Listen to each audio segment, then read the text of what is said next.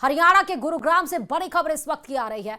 गुरुग्राम में टेनिस खिलाड़ी राधिका यादव की हत्या का यह पूरा मामला। राधिका मर्डर केस में आरोपी पिता दीपक की पेशी हुई कोर्ट में और 1 दिन की पुलिस रिमांड पर दीपक यादव को भेज दिया गया है। दीपक पर बेटी राधिका की हत्या का आरोप लगा है।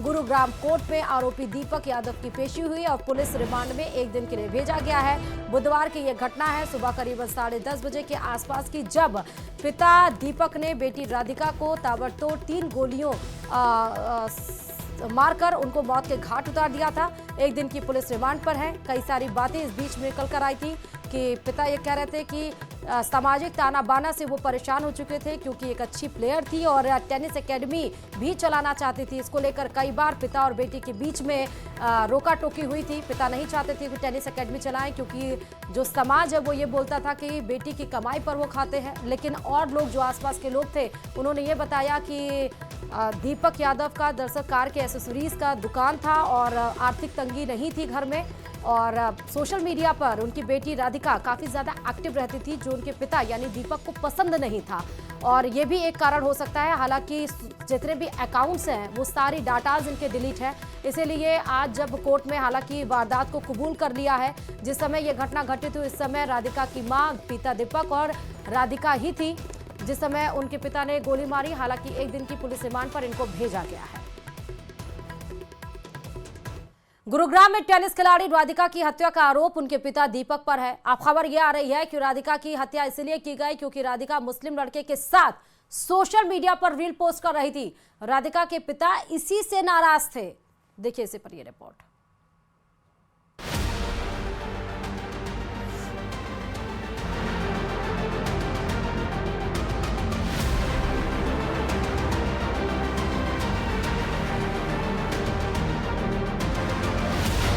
राधिका इनामुल ने रील बनाई, पिता ने गोली मार दी।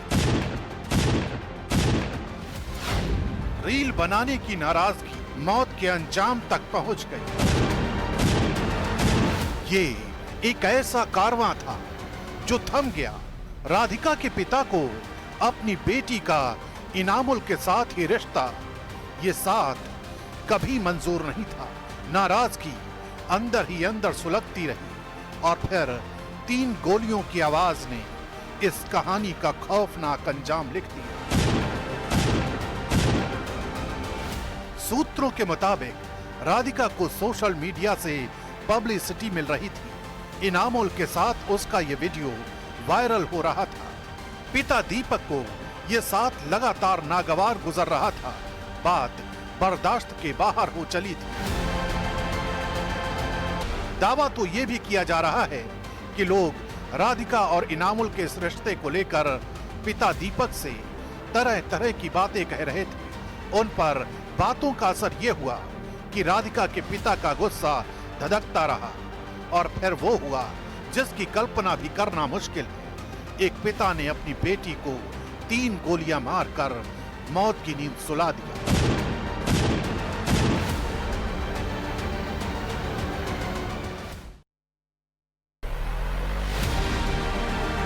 जिसको 25 साल पाला उसी बेटी को पापा ने मार डाला। आरोपी पिता का सबसे बड़ा कबूलनामा, क्या हत्या की वजह बना समाज का ताना? ये रियल लाइफ की सबसे खौफनाक कहानी बन गई। हंसती खेलती तस्वीर सबसे बड़े जुर्म की दास्तान बन गई और बाबुल ही बेटी के कत्ल के कटघरे में खड़ा हो गया है। टेनिस खिलाड़ी राधिका मर्डर केस में वजह इनामुल के साथ रिश्तों को बताया जा रहा है, लेकिन राधिका के पिता दीपक यादव का कबूलनामा जुर्म की वजह की नई दास्तान की तरफ इशारा कर रहा है। दरअसल दीपक यादव ने हत्या की वारदात को कबूल कर लिया है, लेकिन हत्या की वजह अलग बताई है। दरअसल दीपक यादव ने पुलिस के सामने बयान दिया कि वो बेटी के टेनिस एकेडमी चलाने से और उसके बाहर जाने से नाराज था। राधिका के पिता दीपक यादव के मुताबिक समाज के लोग उनको ताना मारते थे और बेटी की कमाई खाने का तंज कसते थे।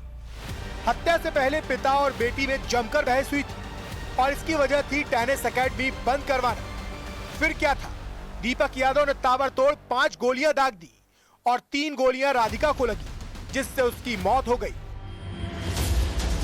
उधर राधिका की मां का कहना है कि वो दूसरे कमरे में थी और उसको कुछ नहीं पता। राधिका के चाचा ने पुलिस में शिकायत दर्ज करवाई, जिसके बाद आरोपी पिता को गिरफ्तार कर लिया गया। दरअसल जिस टेनिस एकेडमी को लेकर राधिका का पिता विवाद बता रहा है, उस टेनिस एकेडमी पर 1.25 करोड़ रुपए खर्च किए गए थे और टेनिस खिलाड़ी राधिका चोट लगने के बाद इसी एकेडमी में ट्रेनिंग देती थी। राधिका के पिता का कहना है कि इसी एकेडमी को लेकर वो तनाव में थे, जिसके चलते अपनी बेटी को मार डाला। बहरहाल पुलिस की तफ्तीश जारी है। जो आरोपी पिता का कबूलनामा है, क्या यही सच है या फिर इनामुल के साथ रिश्तों की वजह से झूठी शान के खातिर एक पिता ने अपनी लाडली को मार डाला? इस जवाब का इंतजार तफ्तीश के बाद ही खत्म होगा।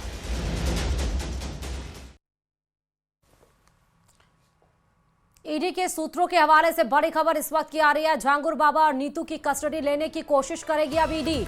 सूत्रों के हवाले से खबर है, आज ईडी की आईटी अधिकारियों के साथ लखनऊ में मीटिंग हुई। ईडी ने बाबा के 10 साल के टैक्स रिटर्न की डिटेल मांगी है। बाबा की 40 संस्थाओं के बैंक अकाउंट की डिटेल मांगी गई है। झांगुर बाबा की प्रॉपर्टी डिटेल मिलने पर प्रॉपर्टी अटैच होगी और अब जानकारी ये मिल रही है सूत्रों के हवाले से, खबर के हवाले से, कि झांगुर बाबा और नीतू की कस्टडी अब ईडी लेने की कोशिश करेगी।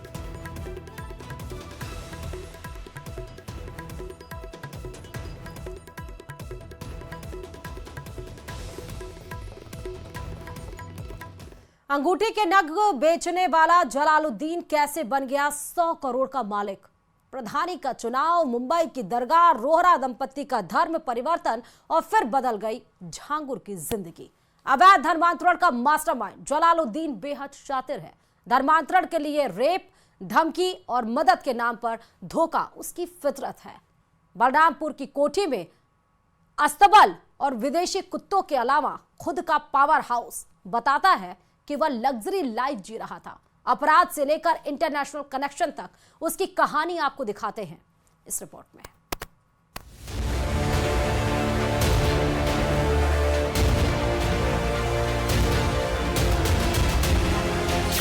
अवैध धर्मांतरण के साम्राज्य की पूरी कहानी, जलालुद्दीन उर्फ झांगुर बाबा का रहस्य लूट, भोला चेहरा, साजिश और धर्मांतरण का पूरा सच।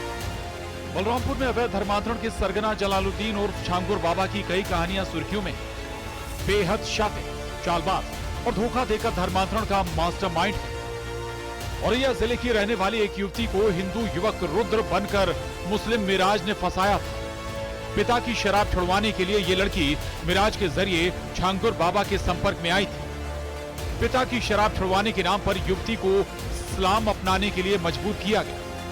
उसका शारीरिक शोषण किया गया और अश्लील वीडियो भी बनाया। आरोप है कि इसके बाद में वीडियो कॉल के जरिए झांगुर ने लड़की को इस्लाम धर्म स्वीकार करवा दिया।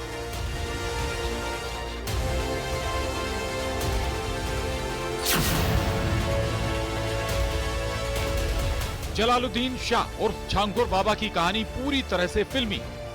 गांव रेहरा माफी से उतरौला आकर साइकिल से अंगूठी और नग बेचने वाला झांगुर बाबा 4 से 5 साल में ही करोड़ों का मालिक बन गया। पहले फेरी लगाकर नग बेचता था, फिर नग बेचने मुंबई जाने लगा। वहां से लौटा तो फिर कभी पीछे मुड़कर नहीं देखा। मुंबई की एक मशहूर दरगाह पर नीतू और नवीन से जलालुद्दीन और झांगुर बाबा की मुलाकात हुई। दोनों को झांगुर बाबा ने अंगूठी दी और मन्नत पूरी होने की दुआ कराई। बताते हैं कि जब झांगुर बाबा से दोनों मिले थे तब इनके कोई संतान नहीं थी। 2010 में नीतू ने पुत्री को जन्म दिया। इसके बाद नीतू और नवीन का झांगुर बाबा के प्रति भरोसा और बढ़ गया। झांगुर जब भी मुंबई जाता, नवीन की आवाज ब्लू माउंटेन, योगी हिल्स, मुलुंड वेस्ट मुंबई में ही ठहरता और इस्लाम धर्म अपनाने के लिए ब्रेन वॉश करने लगा। झांगुर बाबा के प्रभाव में आकर नीतू, नवीन ने बेटी संभाले के साथ 2015 में मतांतरण कर लिया। झांगुर बाबा ने मुंबई में रहते हुए तीनों का दुबई से इस्लाम अपनाने का प्रमाण पत्र भी जारी करवा दिया।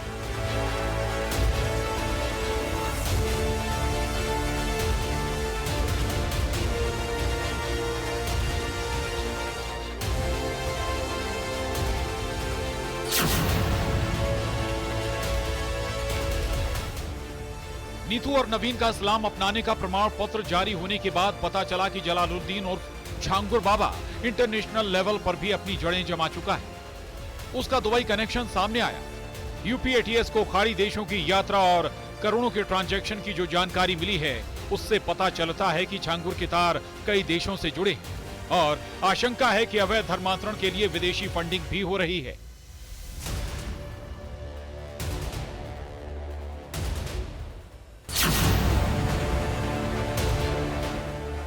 छांगुर बाबा शुरू से ही बिना कुछ किए अधिक धन कमाने की फितरत में रहता था, इसलिए नग और अंगूठी बेचने के साथ दुआ करने की राह पर चलने लगा। लोगों को शराब छुड़ाने, संतान की मन्नत पूरी करने के साथ हर परेशानी की दवा नग और अंगूठी को बताने लगा। स्वयं को पीर बाबा, सूफी संत हजरत बाबा जलालुद्दीन कहलवाने लगा। मधुपुर में कोठी के बगल स्थित चांद औलिया दरगाह पर सालाना उर्स का आयोजन करता था।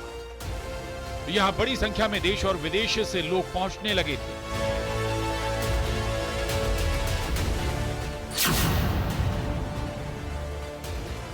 जलालुद्दीन ने स्थानीय स्तर पर दबदबा कायम रखने के लिए पंचायत चुनाव में भी दखल दिया। परिवार के लोग 2 बार बारी बारी से ग्राम प्रधान रहे। पहली बार तो जलालुद्दीन की पत्नी प्रधान बनी थी, लेकिन बताया जाता है कि पत्नी का तो सिर्फ नाम था, काम जलालुद्दीन उर्फ छांगुर बाबा ही करता था।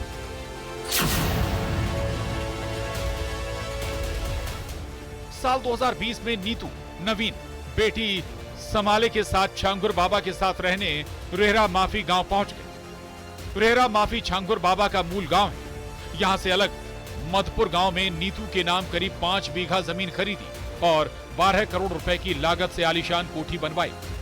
इसी कोठी में छांगुर बाबा अपने परिवार और नीतू नवीन के साथ रहने लगे। छांगुर बाबा हमेशा नीतू और नवीन के साथ ही कोठी से बाहर निकलता था।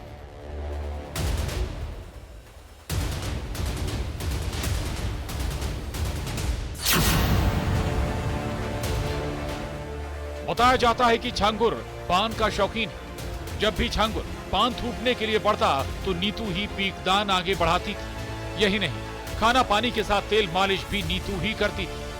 विदेशी नस्ल के घोड़ों को वीआईपी सुविधाओं के साथ रखता था। इसके अलावा उसके पास जर्मन शेफर्ड, ब्लैक डॉग और बुलडॉग जैसी विदेशी नस्ल के कुत्ते और जर्सी गाय भी थी।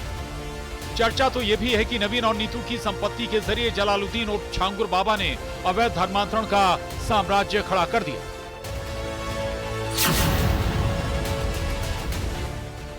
यूपी एटीएस को पुख्ता सबूत मिले हैं कि छांगुर बाबा को धर्मांतरण के लिए विदेशी फंडिंग होती थी। उसने धर्मांतरण के लिए जाति आधारित रकम तय की थी। जांच में पाया गया कि छांगुर और उसके अन्य सहयोगियों के 40 से अधिक बैंक खातों से 100 करोड़ रुपए से अधिक की लेन देन हुई है। उसे खाड़ी देशों से भी फंडिंग होती थी।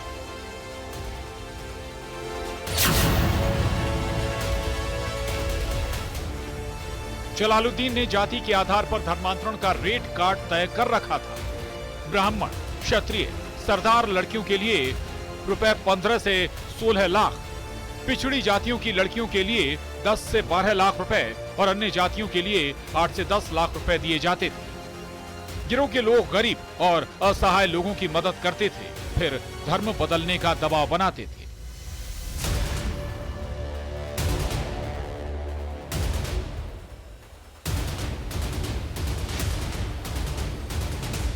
जलालुद्दीन के नेटवर्क की पहुंच पूरे देश में, इंटरनेशनल कनेक्शन और खाड़ी देशों की यात्रा और फंडिंग की जानकारी मिलने के बाद जांच एजेंसियां छानबीन कर रही हैं। ये कहानियां तो महज बानगी भर हैं।